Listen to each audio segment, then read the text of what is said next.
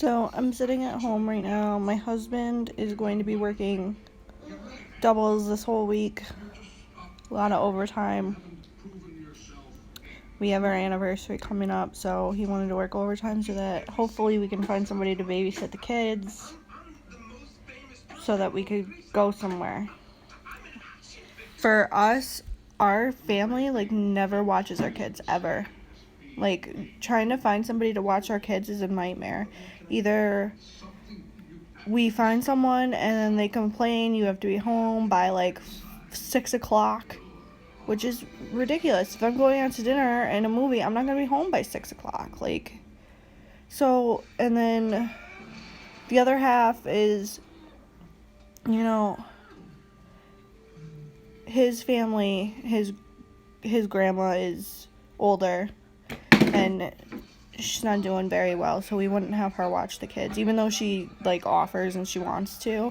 It's just, I'm not gonna do that to her. God forbid something happens to her, or I'm just not gonna have a 75-year-old woman chase my kids around. I have a hard time at 26 chasing my kids around. So, or we find someone and they cancel last minute. It just, I think in the past year we've gone out maybe once or twice. We literally never go anywhere by ourselves ever. Our kids are with us all the time. And if it's not both, then then we'll have somebody who'll want to take our oldest and we'll still have the baby. So we never get to go anywhere. So I'm hoping that our anniversary is coming up, because our first anniversary we had both our kids. We didn't do anything. The place where we had our wedding ended up losing our cake topper, so we didn't get to do that. We've been together, it's going to be seven years. We've been together 7 years, but we've only been married, this will be 2. We waited a while, we had a kid, and my husband wanted a big wedding. I wanted to elope, to be completely honest. I wanted to, have that dream fairy tale where you run away on a beach somewhere and get married. Because in that instance, even though we had a child, if we had eloped, we would have been able to spend time together by ourselves. And I think that's where, for me it was oh, I want to run away on a beach and get married and have an actual honeymoon, and that didn't happen. We spent way too much money on this wedding, didn't take a honeymoon, and had to pick our daughter up at 9 o'clock in the morning the next day. So we never get any time to ourselves. But anyway, the place where we had our wedding, they lost our cake topper, so we didn't get to do that. We don't really like champagne. I like hard liquor. I like vodka and whiskey and rum, stuff like that. I don't do beer. It makes my stomach really upset. So we didn't do the whole champagne thing. We didn't really do anything. We had both our kids here, and he had to work the next day. It was really crappy. So we're hoping to go out this year. I might just drop my kids off at my mom's and not tell her, and be oh, I'll see you in 2 days. Because that's pretty much where I'm at. Me and my husband I'm going to be honest, our marriage at one point was doing really horribly. I was working. I decided that I was going to go back to work because we wanted extra money to be able to do, a lot of stuff. So I worked at 4 o'clock in the morning. I had to be to work at 3:30 in the morning. I opened the store at 4 o'clock in the morning, and I didn't get back until probably noon, 12:30, which I had originally told my boss I didn't want to work that late because my husband goes into work. He's leaving at 12:30. So we never saw each other, and when we did see each other, which was usually for 5-10 minutes, it was arguing about who didn't do the dishes that week and why am I always stuck doing this, and we were both just so exhausted that we weren't in a relationship anymore. We were both just here, and our jobs kind of meant more than anything else going on. Like, our kids were taking a hit because we were both so tired that when we were here during the day, we didn't really want to do anything with them. We didn't want to go anywhere and take them to the park. We kind of just sat in the house and put movies on, and that was about it. And our marriage was horrible. Like, we argued all the time when we were home, and when we weren't home, it was like a text argument. Like, why didn't you do this? Why do I always have to do that? Why didn't you go to the grocery store? We have no milk. Now I have to go to the grocery store and I just got home. Like, it was bad. So, like, the spending time together is a big thing for us. So I'm like at the point where I'm like ready to just drop my kids off at my mom's and be like, all right, I'll see you in a couple of days, because we really do need that time together. He works a lot of overtime. He has a second job but he only works like 15 hours a week.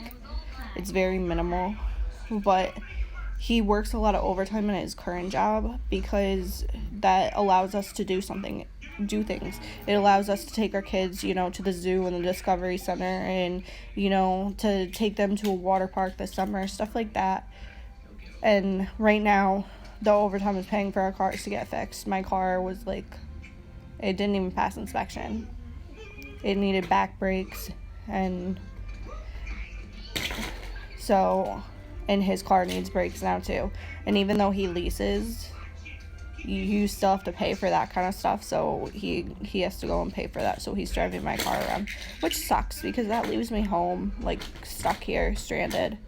I mean, I have his car and I could take it out. It's not like a huge major deal, but I mean, I hate driving his car. It's like one of those cars where I'm so small and the car is like so small that the steering wheel is like the size of a plate. So you have to extend your arm like all the way to drive when you're as short as I am. And then you're extending your legs all the way to drive. No matter how far you push the seat up, your like knees are in the dashboard, but your legs don't reach the pedals and your arm doesn't reach the steering wheel. It's like, it completely sucks. So I try to drive it as less as I can. But this week I'm gonna be doing a couple videos because you're gonna see me probably the most stressed out because he's literally working like 11 days straight. I'm not going to see him at all this week because we want to do some things with the kids and we want to get his car done. We just got mine done, so he's going to work a bunch of overtime to pay for that stuff. So I'm going to have to go to the grocery store without him, and you're going to see me doing my laundry, which is, I mean, I say on this channel that I'm a real parent, but most people have their washer and dryer in their house, so they just throw a load in while their kids are like watching TV or up for a nap. My like condo townhouse complex, whatever you want to call it, they have 2 laundry mats. They're like literally like right around the corner, like one apartment away, so it's not a big deal, but it's a big deal when you have 2 kids. Trying to get them both to walk with you because you can't hold their hands because you're carrying a huge basket of laundry, and then you're trying to get them to not run out the door while you're in there putting stuff in the laundromat and to not touch other people's laundry, and it sucks. So usually I do laundry when my husband is home, because we don't have a washer and dryer in our house. Like, it's like one of the suckiest things. And I hate doing dishes. It's like, literally, I hate it. I'll do dishes midday, but dinner dishes,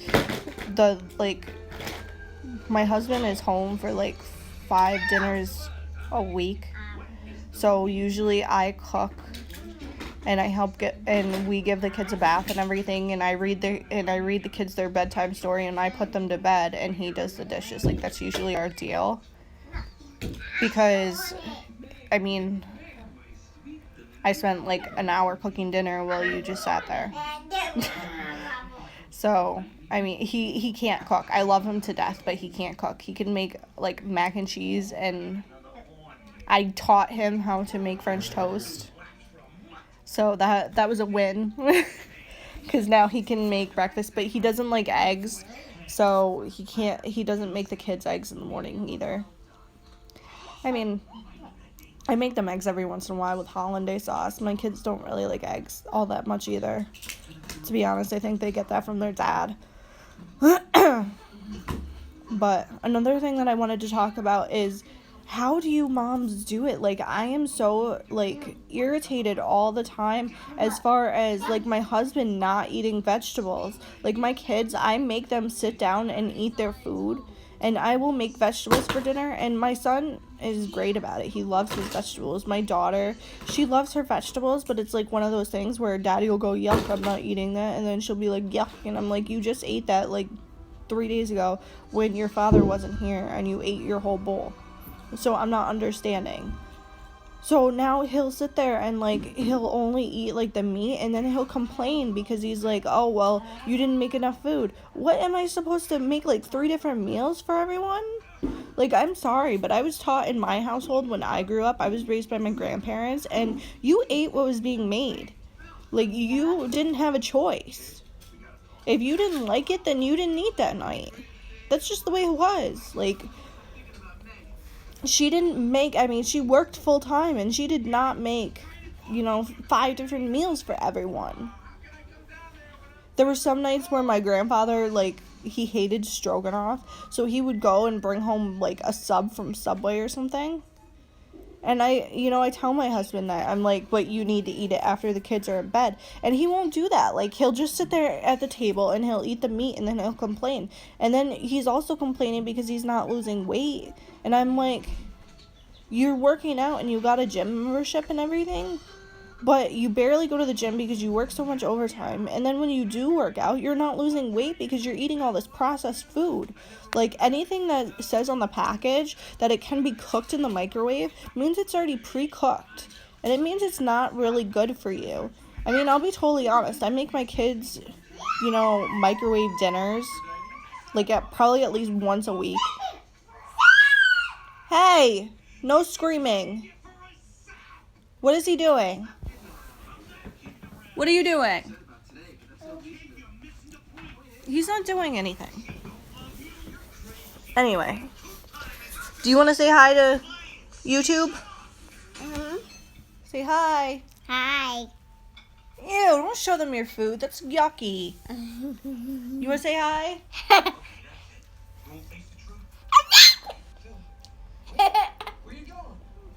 Okay. You can't have my phone. This is why I don't do videos when the kids are awake.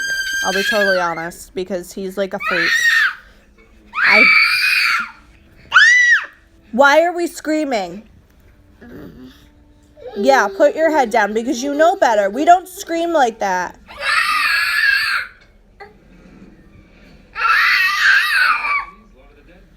My 1.5-year-old, I literally put him in timeout when he screams like this in his playroom. Like, obviously, there's a bunch of toys in there, so it's not like a huge, like, timeout. But, I mean, he's 1.5. He's not going to sit in a timeout chair or anything like that. But it teaches him. It does, because he calms down. Do you want to go in the room? Samuel. Do you want to go in the room?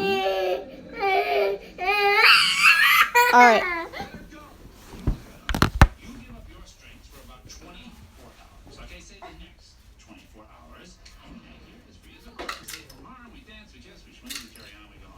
Sit down and play. We're gonna get hurt, aren't they?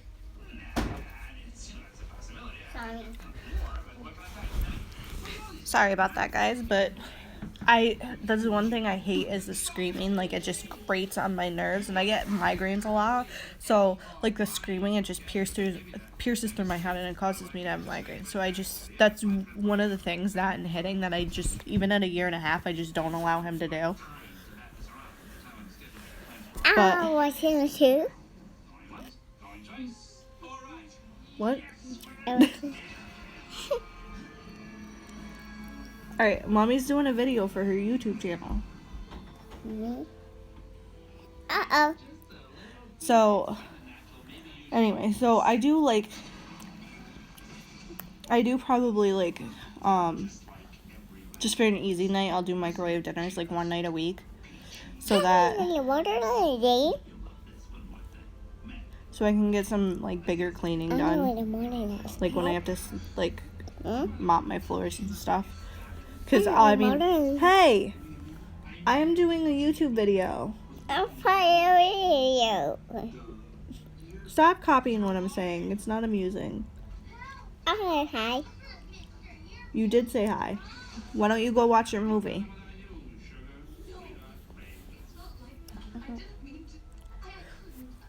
Anyway, so I do it on like an easier night because I mean, I'll be totally honest. I clean up after dinner with baby wipes. Like I'll like wipe off my floor with a baby wipe. I wipe off my kids with a baby wipe before I give them a bath. Like I wipe off my table with baby wipes. Baby wipes are like the end all be all for like a mom. Like I'll be totally honest. Like there are some days where like paper towels just don't really do anything, so I'll grab baby wipes and I'll use them to like clean my countertops and everything. Like they're just that great. Like they're already wet, they already have like a soapy like stuff in them. Like they're awesome. I mean, obviously you need to give your kids a bath. Like you can't just wash them in baby wipes. But it irritates me so, anyway, back to what I was saying. It irritates me so bad because then he won't eat and he'll be like, and then my daughter will be like, well, what's that? Ew. And I'm like, you just ate peas like 2 days ago. Why are you all of a sudden not wanting to eat peas because Daddy isn't? Mommy. What? I ate a bagel. You ate all your bagel. That's good. No, wait till cheese. What? No, wait till cheese. Thanks. You're welcome. Top. Why don't you go sit down and watch Hercules in your chair? Alright. Alright. So this week is gonna be super stressful. I have to do my grocery shopping, which is something I usually do anyway. But then I have to, you know, do my laundry and do everything that, you know, I try to do most of these things when my kids are in bed and my husband is home. So I try to get all of that done, which is why I like don't sleep that much, is because I try to get all that done when they're in bed, because it's just super like stressful and hard chasing them around a store. And then like I used to bring them to like the closest Walmart is like 30 minutes away from me, but we have grocery stores that are like right down the block, which I go to. But then when I go to Walmart and I bring my kids by myself, because usually my husband doesn't go to Walmart with me, and I put them in the cart and then I get a couple of things, like people make comments. They're like, oh, well, your kid is in the bottom of the basket and you're just putting groceries on top of them. First of all, I'm not putting groceries on top of them. And second of all, yes, I have 2 kids and they're in the bottom of the basket. Have you ever tried to push one of those double like basket things with the blue thing on the front? It takes up the whole aisle and there is no way to turn it. And these people like don't understand. Like I hate going to the store with my kids. Honestly, I do. Like, my daughter also has sensory issues, so sometimes going to the store is like a big catastrophe. She gets very overwhelmed, and people don't understand. Like, she'll have a meltdown, and like other people that I don't even know will like get right up in her face, and then we'll be like, they'll tell her, oh, it's okay, and I'm like, hey, stop. Okay. Yeah, it's broken, but I don't know why you're screeching like that. Mommy doesn't like it when you screech like that. Okay. Anyway, so they'll get like right up in her face and they'll be like, oh, it's okay. And I'm like, and then she freaks out and they don't understand. I'm like, you're making it worse. Like, this isn't your child. You don't even know this person. Why are you getting right up in their face? Like, she has a sensory issue, but I don't need to explain that to every single person that I see every single day. Like, how dare you get up in my child's face? You don't know me, and you don't know them. And I don't know if, you have some disease where you breathe on my child and now we're all gonna die. Like, I don't want you in my kid's face. Like, the same thing used to happen when my son was born, even my daughter, when we'd bring the carrier in and we'd go shopping, like, people would come up to our cart, and we had one of those things that went over the front of the carrier, because they're both born in January, literally a week apart, like 2 years to the week. But they would lift up the little thing and they'd look inside my carrier. How dare you touch my kid? Like, why are you putting your face in somebody else's, like, car seat carrier? You don't know that child. You don't know if they were a preemie. You don't know, they have an autoimmune disease and they get sick really easily. You don't know. And why are you touching someone else's child? That'd be like me going to the park and, like, spanking someone else's kid because they're being bad. Like, why would you touch someone else's kid? I don't get that at all. It's like, even my nieces and nephews, like, when they're here, like, I will put them in timeout for certain things. Like, the last time my nieces and nephews were here, my niece bit my younger niece. So I did put her in timeout. But it's like, I would never spank her. Like, that's not my kid. That's not my place. I mean, I'm going to be totally honest. Like, here in my house, if I was ever babysitting somebody, stop doing that. You're shaking the entire camera. If I was ever babysitting someone's kid and their parent gave me the right to spank them, I'd look at them and be like, so you just let random people spank your kid all the time? Like, how do you know that I'm spanking the child the way you would? Like, maybe I hit harder than you. And then your kid's gonna go home with a giant welt on their ass. Like, I'm not saying that I would beat a kid. I'm just saying, like, in general. Like, you don't know. Like, why would you give somebody the right to hit your child? Like, it's one thing if you decide to spank, but why would you give somebody else the right to hit your child? I would never give anyone the right to hit my child. Like, it's just not something I would do. Like, you teach your kids, nobody else should hit you, but then as a parent, sometimes we spank. For us, our discipline is 3 levels. We have level 1 where we have timeout chairs, which I have specific timeout chairs. They're, like, hand painted and they have little things on them. And even though that's kind of like an uppity thing to do, I would suggest, like, even if you get color-coded chairs and you take permanent marker and write timeout on them, it's like a major plus, because your kid actually learns that is specifically a timeout chair, instead of just a random chair being in the corner, or instead of you just grabbing a chair or something every time they're bad. They learn that is their timeout chair, and they will actually go there. Like, my 3-year-old, when I tell her to go to timeout, she knows that she has to sit in that chair. And we have one for each of the kids, and one's pink and one's blue, and she knows that the pink one is hers. Like, they learn. I mean, our second level of discipline is we send her to her room, which sometimes doesn't always work because she'll, like, pound on the door and she'll get into things, like, and it's hard for us because she does have sensory problems, so we don't always know if it's a sensory issue or if she's truly being bad. So we judge it by, if we send her to her room and she doesn't calm down in like 5 minutes, then we go in there and we do what we need to as far as her sensory, like doing time-ins, which is basically, it's not holding down your child, but it's cuddling them really tightly against your chest, making them feel secure, almost like you did when they were an infant. And then level 3 is spanking. We only spank when it's something major. Like, she got spanked 2 days ago. She ran across the road. I was putting my son in his car seat, and I told her to wait up by the house because there's steps that go down to the road, and that's where my car is parked. So I went to, and she didn't wait, and there was a car that luckily stopped, and, the people on the side of the road are, like, looking at me like I'm the most horrible parent in the world because I spanked my kid. It scared the shit out of me. There was a car that actually had to stop for my kid. Of course she's getting a spanking because it's not something that I have time to put her in 20 timeouts for, because it only takes one time for her to get hit and killed. Like, and that's the way I look at it. If it's something that could seriously injure or kill them, like, one time, then they need to know that now. Like, not 20 timeouts later because they keep running across the road. They need to learn it now. So that's how I judge that. I mean, the person in the car was sitting there like nodding their head in approval that I like spanked and yelled at my kid, which was kind of weird. But then in the same time, it made me feel good because it made me feel like somebody else knew that, you know, I'm not a bad parent. Like, she just ran across the road and I knew it wasn't right and I wanted her to know that it wasn't right.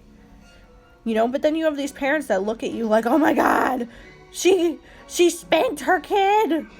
How horrible, somebody call CPS." Well, if my kid was hit by a car and I was standing right there, I guarantee you CPS would be pounding on my door and probably I'd have a morgue, you know, on call right now. So I would rather my kid be alive and be spanked than be dead. Like, that's the way I look at it. It's the same with, like, touching the stove, you know, playing with knives, stuff like that, like major things, she does get spanked for. I'm gonna be totally honest, and, you know, some people may not like this video because they don't agree with spanking. Like, some people do the whole, "Oh, well, if your kid is good, then you give them something." My kid should know to be good regardless. I shouldn't have to go and buy them something so that they eat their dinner or so that they pick up their toys. Like, you either pick up your toys or you don't get them anymore.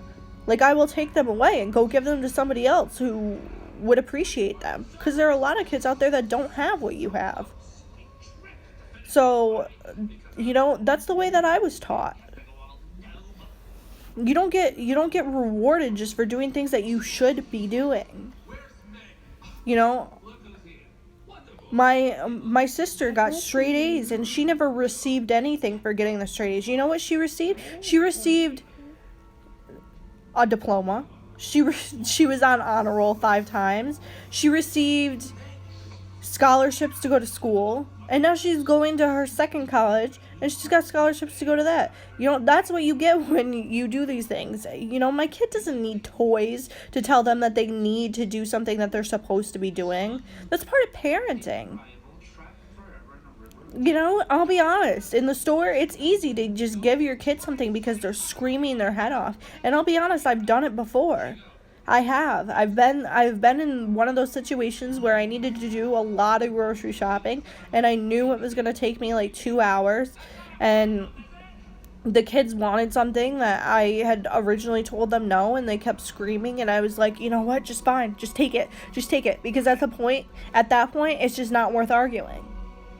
You know, I have to be in the store for another hour and a half, and, you know, some people don't understand. They're like, "Oh, well, take your kid outside."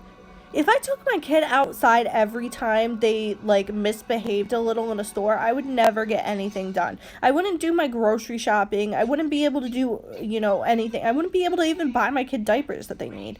Because it's literally like, you're trying to teach your kid to be good in a store.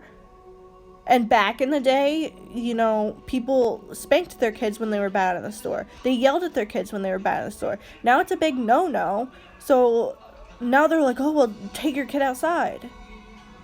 Why? Because that's not teaching my kid to be good in the store. That's teaching my kid that you don't want to be in the store, so you act bad and we'll leave, which is exactly what my kid wanted in the first place. I mean, our society has gotten so, like, uppity about everything. It's just ridiculous. Like, I see all the time these parents that'll let their kids outside. In my neighborhood, no, I wouldn't do it because we live on a busy road with lots of traffic. But, like, on these dead-end streets like I grew up on, there was like 15 of us. We all used to hang out on the side of the street and, you know, skateboard and play manhunt at night and everything else.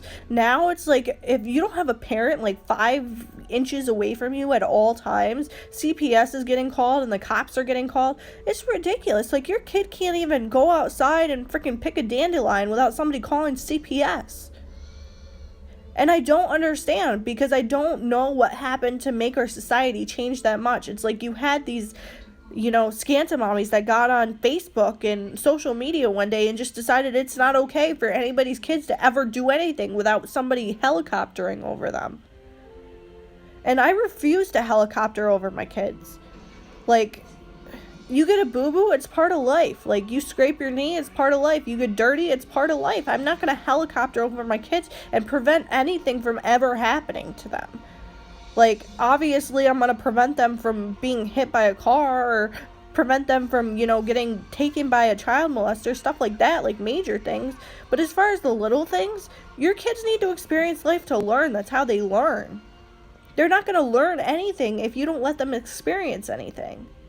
If they never get hurt, they never have anything bad happen to them, they're going to think that they're invincible and they're untouchable. And that's not something that you want to teach your kids. Because then when they grow up, they're going to think that everything is owed to them. They're going to think that, nothing bad can ever happen. And that's not the way the real world works. I don't understand today's society and the way that it's become. And I refuse to raise my kid that way. So, I mean, if I have CPS here, I've never had CPS called on me. I will say that. Never have I had CPS called on me. But if I have CPS here, like, every week for the rest of my life, I really don't care. Because I'm not going to stop raising my kids the way that I believe that they should be raised. Because somebody else says that it's not okay for my kid to be a kid. My kids should be locked in the house at all times so that I can remain 2 inches away from them just because some person said that it should be. Like, there's so much controversial, like, info about everything out there. About spanking, about everything. Like, you can't tell me that, oh, well, for sure this is what you should be doing. No, you can't tell me that because everything has a yes and a no to it. When you look up any information that's come out in the past 10 years, there's things that are for and against it. There's never just one straight answer. So just because you raise your kid that way doesn't mean that everybody else in the world should. You made an informed decision on what you thought was best for you and your kid. That doesn't mean that's best for everybody else and their kid. And you also don't know what these kids are going through and, what's going on, whether they have disabilities or anything else. So when you're judging that parent, whose kid may have autism, and they're screaming on the top of their lungs, throwing themselves on the floor, and you're like, oh, well, parent them. I blame the parents. You blame the parents because their kid has autism? Like, what the hell is wrong with you? You don't know them. You don't know that kid. And you don't know what's going on. People this day and age, like, I just don't understand. We lost that sense of neighborliness where you could go and hang out with your neighbor and, grill outside and have fun.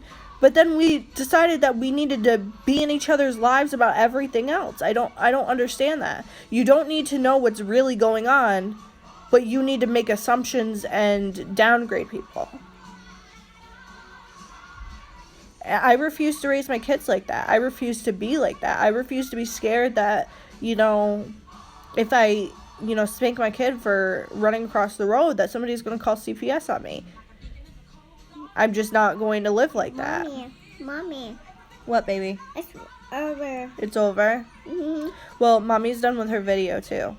Because I have to go let Sammy out of the playroom. So, you want to say goodbye to everybody? Bye. Do you love Mommy? Mm-hmm. Yeah? Bye. Do you think that you have a good childhood? Mm-hmm. Okay.